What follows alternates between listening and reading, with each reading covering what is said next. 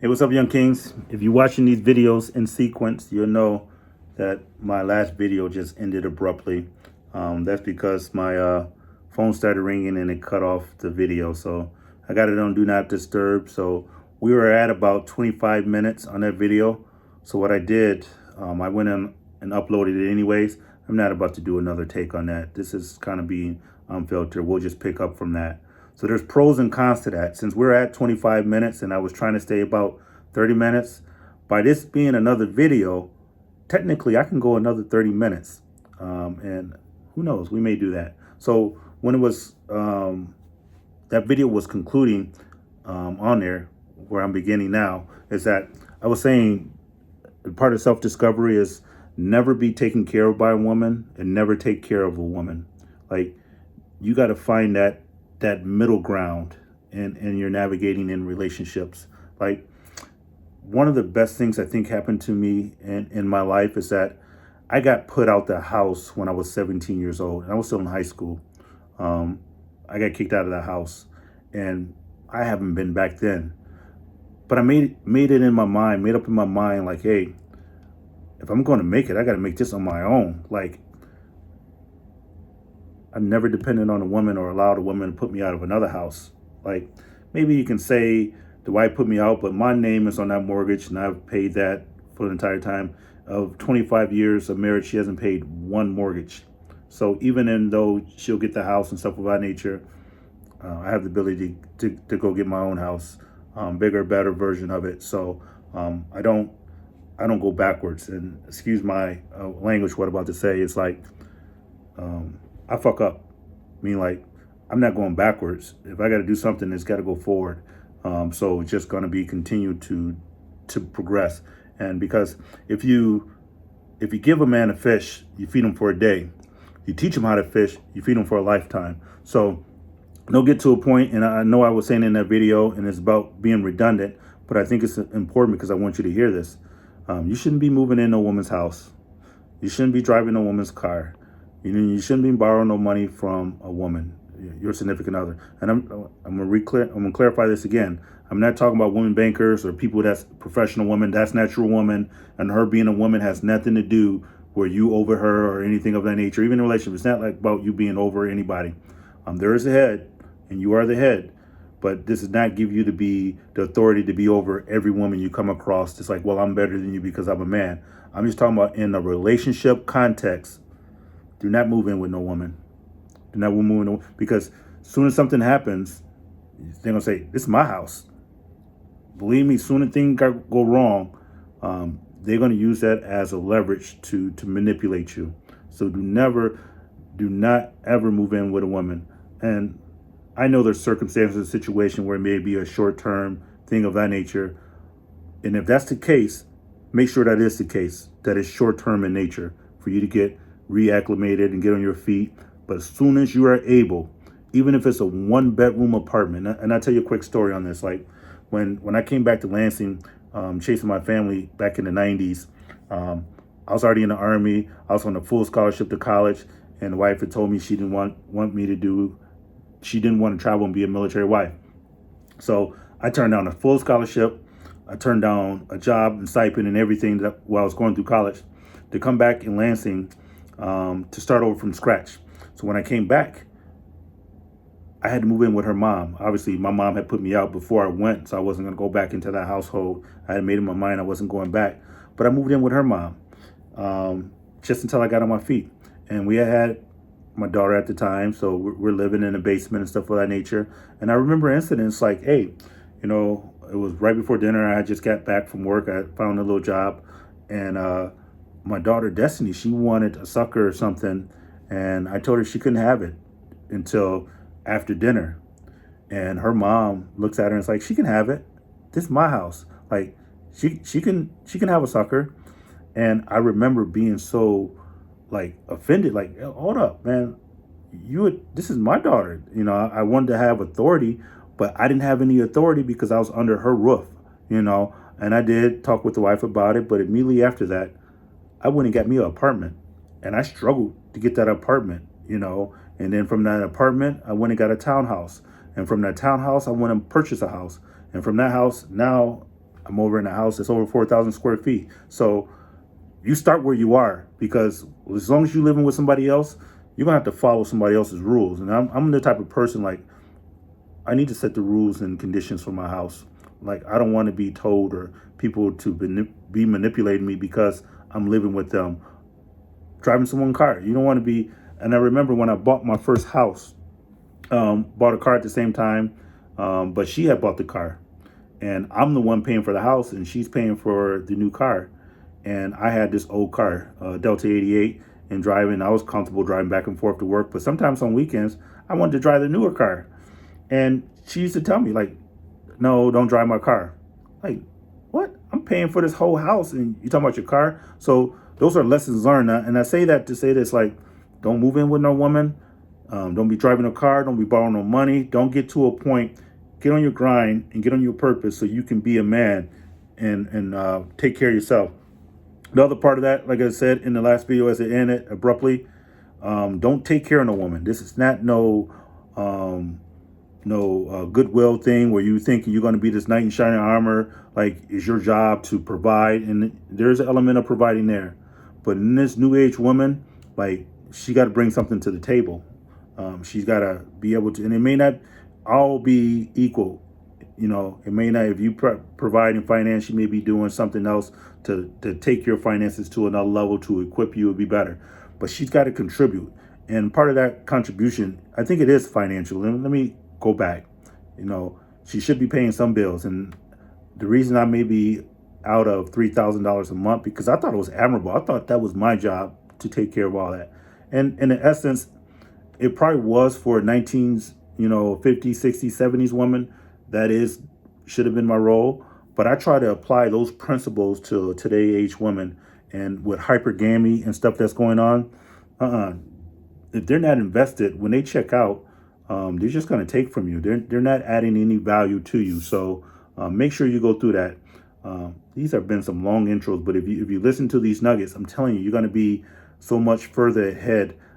Make sure that relationship is balanced and that it's reciprocal. Like, what she's given to you, you're giving to her. Make sure you're building, because that way you won't be at a deficit. Because now I'm going to be okay. Even if they do say it's $3,000 a month, I'm not going to go get food stamps or anything. Like, I'm established, and my best is yet to come. I'm still growing. I'm still on incline. I'm not on a decline. So I will be okay. But I want to make sure that you don't get into a situation that I'm getting out of now.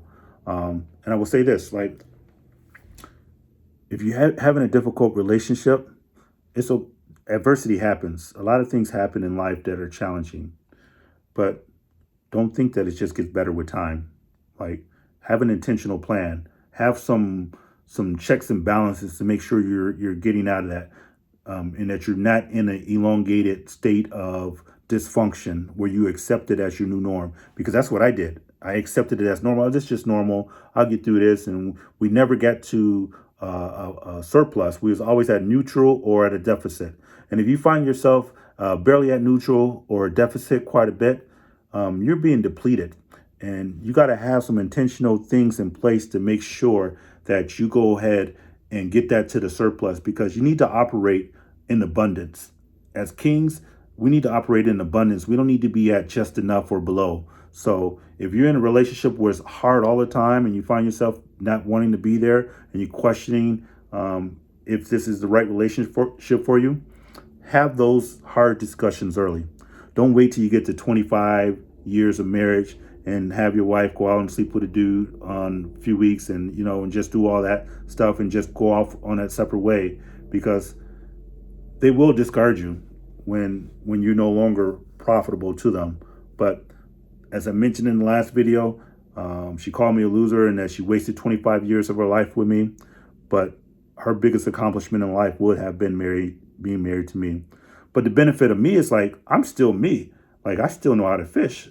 And I'm going fishing, and like, and I have someone that's going to appreciate some of the same things I did, but they're going to have to contribute to the advancement of me as an individual. So 45 years old, and I still got a lot of youth and life in me. Master's degree, like I said, I got a lot of opportunity. So we'll get off that and get into some things. One once again, if you're just watching this video, it might not make sense because the last video cut off. But I'm going to get into some things, and we're at 10 minutes already. So what I wanted to do is go over some of the goals and things that starting my roadmap for 2021. And I just jotted some things down. I'm going to continue to refine some things as I go forward. Hopefully you're writing things down. And as I told my staff today in one of the classes that started, I says, when you write things down, you introduce it to the atmosphere.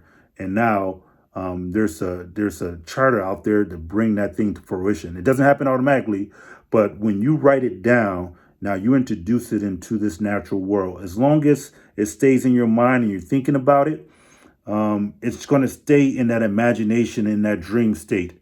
But once you write it down, you introduce it to the physical and to the natural world, and you're kind of writing your laws out to how you are going to govern your life. So now your life decisions are going to be aligned around this. I just want to make that clear. So start writing this stuff down.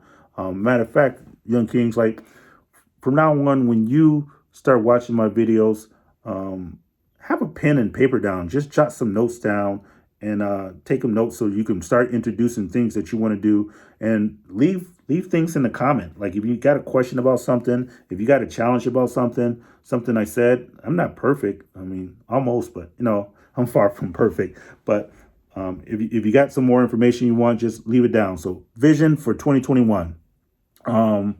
Be grateful for what I have, meaning like live an attitude of gratitude. Like I've been extremely blessed, and there's goals and stuff that I want to go to and get to. But man, where I am right now is a blessed state. Like my life is abundantly blessed. Like I've barely graduated high school. I think my GPA was 1.79. I was one of those people that was written out because I had a temper and all these other things. I used to fight a lot, and people wrote me off early. But to go from that to where I am now, there's definitely in 2021, there's definitely need to be an attitude of gratitude. And with that, to celebrate life more. Like, as I mentioned, today is my best friend's birthday, and he's not here to celebrate it, So the thing about it, the fact that I'm breathing and that I'm still alive, it's like, it's time for me to like appreciate the things that I have and celebrate this life. Because one day, my life will, disappear as well. Read 10 to 12 books. And then I was talking to my counselor on this one. She says, reading is good, but, you do a lot of videos and you listen to a lot of videos. So don't discount the video studying you're doing as well. So there's going to be some intentional efforts to get more information. Even though I keep saying I need to practice more application of information, I still want to get more information. Another goal from here, I want to grow my YouTube page with relevant content. I'm going to continue to be transparent on there. So if you got some friends, and for the women that's watching, if you got sons or you got husbands or young kings, if you got fathers who's watching this, forward, let's grow this page, because as young kings, we need to be building each other. It's not about a platform for me to get financially rich. This is all free game. This is free tuition. You don't have to go to college for this. I'm giving to you here for free things that I've learned along the way. So I'm going to grow my YouTube page with relevant content. I'm going to continue to work out 3 to 5 times per week. And then in that, going to be drinking more water. I'm going to save at least $10,000 cash. I want a cash reserve. I'm going to have to probably revise that depending on how much this alimony hit me for. So I'll revise that. But in that, I want to pay down debt. They say the borrower is slave to the lender. So I definitely want to reduce my debt to a point where it's manageable. And if you have credit cards and stuff of that nature, you're supposed to keep the balance at 30% or below.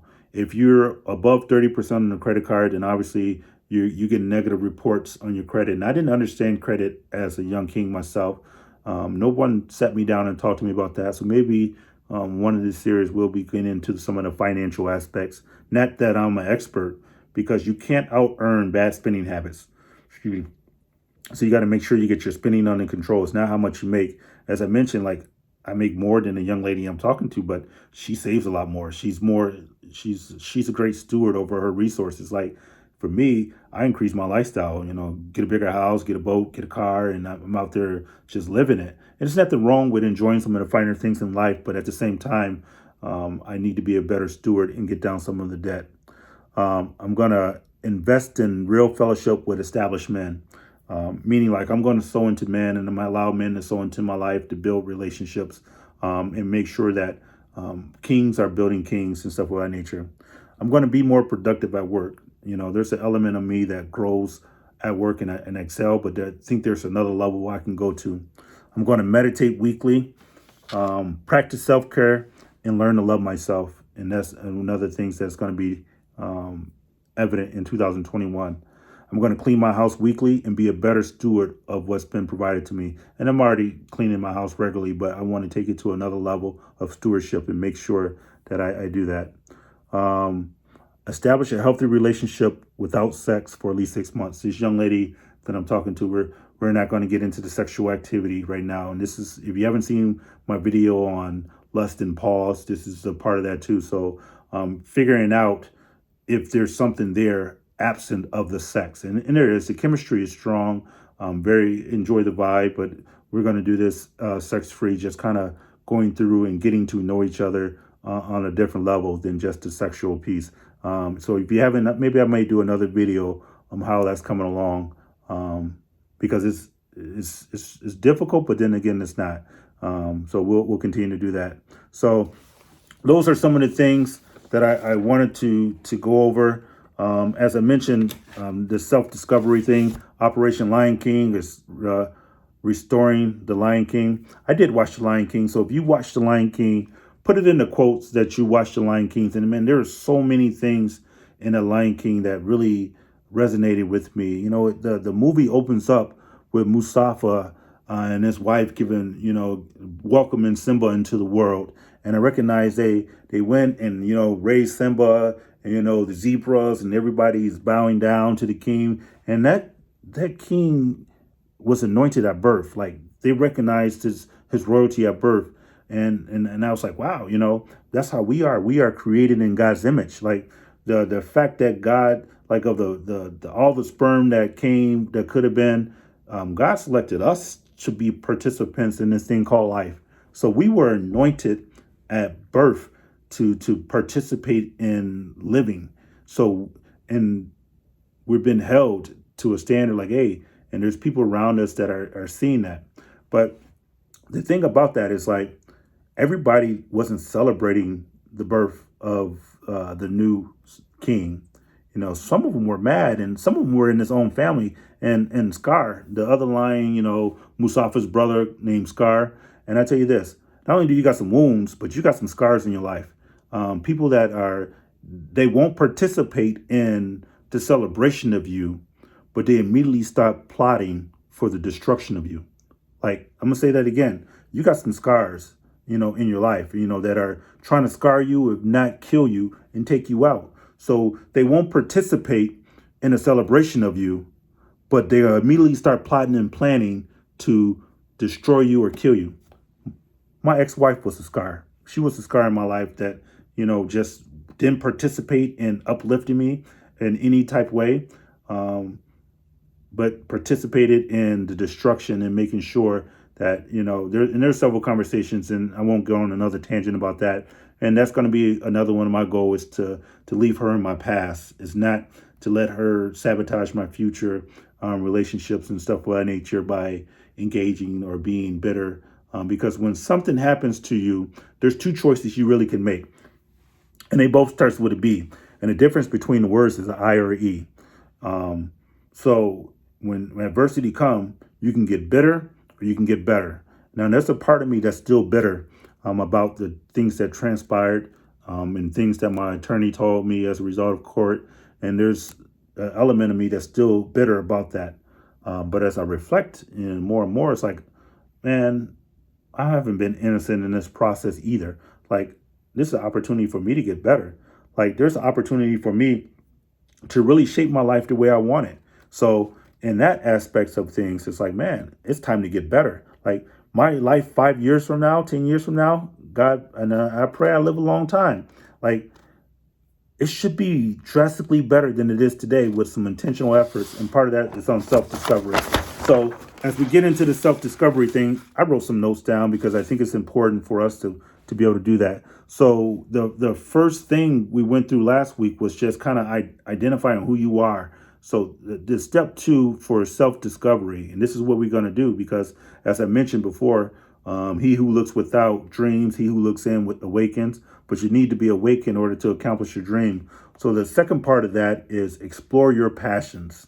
You know, you got to identify like what is it that you really want, like what really drives you, what motivates you, what really gives you energy. And for me, I've always had a passion for mentoring, for developing and especially growing young men.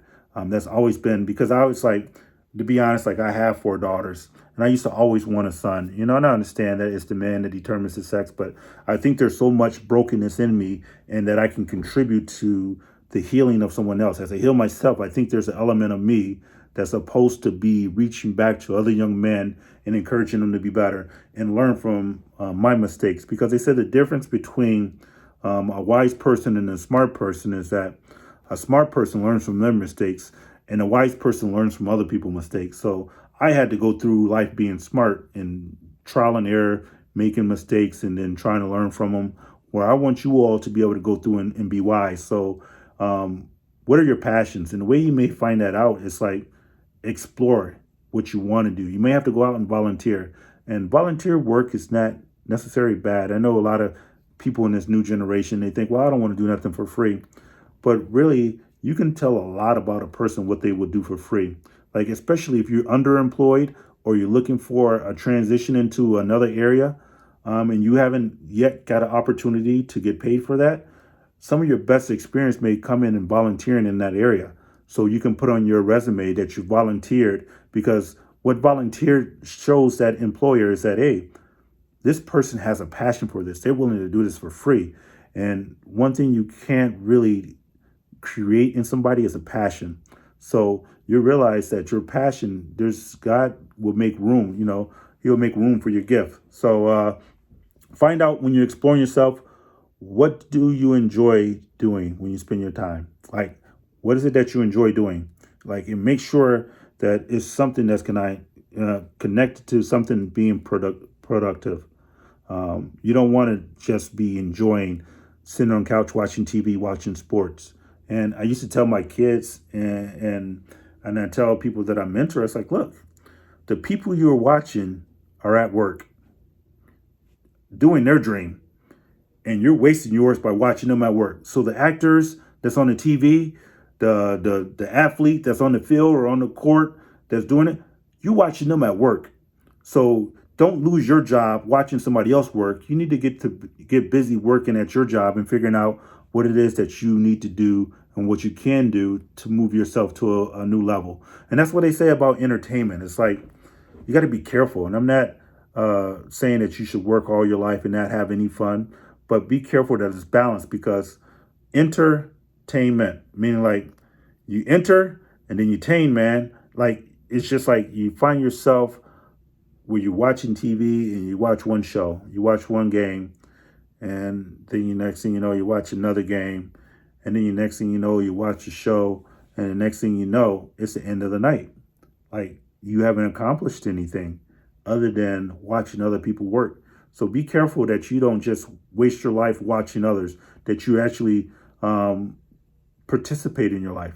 So take time to consider what you're looking forward to. Like create something in you that you're looking forward to. I know before my schedule got extremely busy at work and I started going through this stuff, I used to volunteer at a youth home and I've gotten away from that. So in the near future, I'm going to re-engage this year to see if I can go back and mentor some of the youth, the juvenile youth that I used to at this home because that's connected to my passion.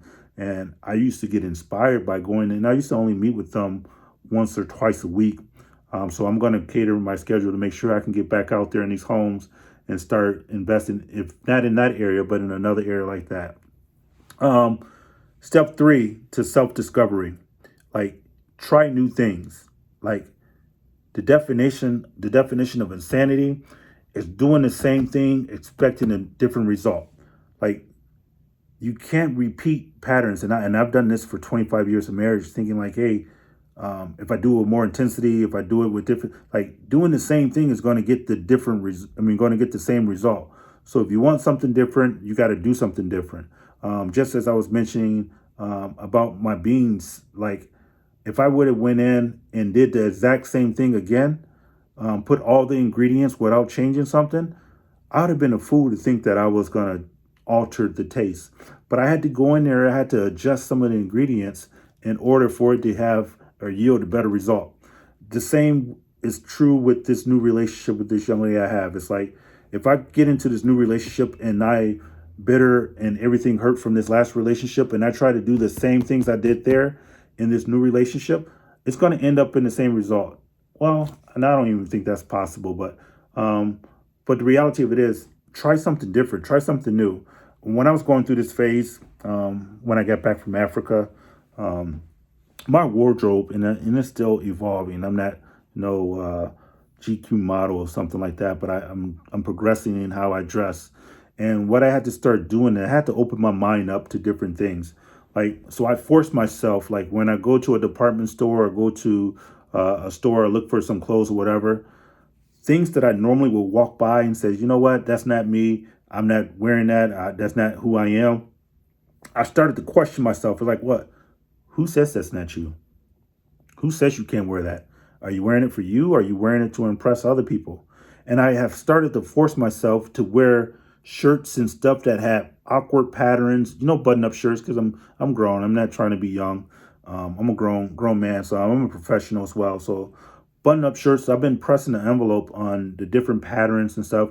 Normally would just be plain and bland and just like, hey, I'm an old military guy, whatever. This is who I am. My colors used to be green, black, white, grays, and just like that.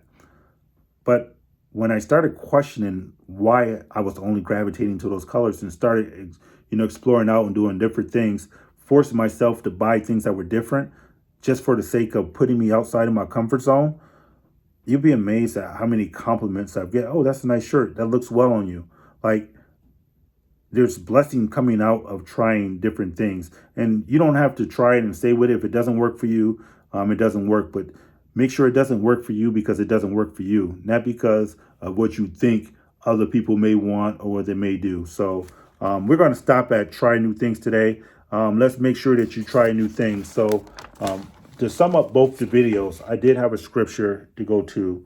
And I'll conclude on this, and it's Luke 5, and it's when Yeshua was going to call disciples to make them not only fisher, but fishers of men. So we'll get right into Luke 5. And it's Luke 5, it says, now it happened while a crowd was pressing around him and listening to the word of God. He was standing by the lake of Garcenet, and he saw two boats lying at the edge of the lake, but the fishermen had gotten out of them and they were fishing and washing their nets. So he walks up, he's teaching, Yeshua's teaching people, and he's seeing these fishermen comes up and they're done for the day. And they're washing their nets and they're just going about their way. And he saw the two lying at the edge, but the fishermen had gotten out of them and they were washing their net.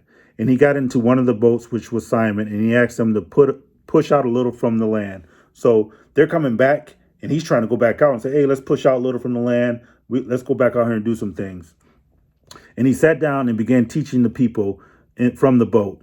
And he had finished speaking. He said to Simon, put out into the deep water and let down your nets for a catch. Simon, let down your nets for a catch. Simon answered, Master, we have worked hard all night and caught nothing. So what's happening is like Yeshua, the Son of God, is coming and he's teaching these people and say, hey, and these are fishermen. These are professionals. This is what they do for a living. And he went and taught them a word. And then he's saying, hey, let's push out from the land. Let's go fishing again. And he said, Simon, cast down your net. And Simon immediately responds like, Master, we've been fishing all night. We ain't caught nothing. And we know what we're doing. We're professional. This is what we do. So Simon answered and said, Master, we worked hard all night and caught nothing.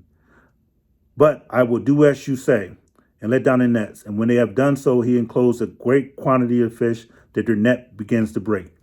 So professionals went out and they did things their way and they caught nothing. Yeshua comes, gives them some wisdom, some teaching, and then he says, hey, now cast out your net now that I gave you this information. And there was immediate resistance. And he said, hey, we ain't caught nothing. But he says, but nevertheless, we will do as you say. And they cast their nets down. They had so much of a blessing that their nets started to overflow. And that really spoke to me because there's a thing called toil. And this again in John. This same scriptures in John. So maybe next video we go into it. And in John, it talks about toiling all night. And when you toil, you're working hard. And you're exerting some effort, some expertise, and you use like everything that's in you to try to get the result. And that's how my marriage was. Like I tried different things, just tried to do it, and caught nothing. And not only did I catch nothing, I may even be at a deficit of $3,000 a month. But nevertheless, get some in this new season. I'm gonna get a new word. I'm gonna cast my net again, and I will be an overcomer, young kings. Like, don't let failure stop you. Don't be discouraged by it. Be encouraged. Like, hey, the best is yet to come. Cast those nets again. I will. Make it a great day, young kings.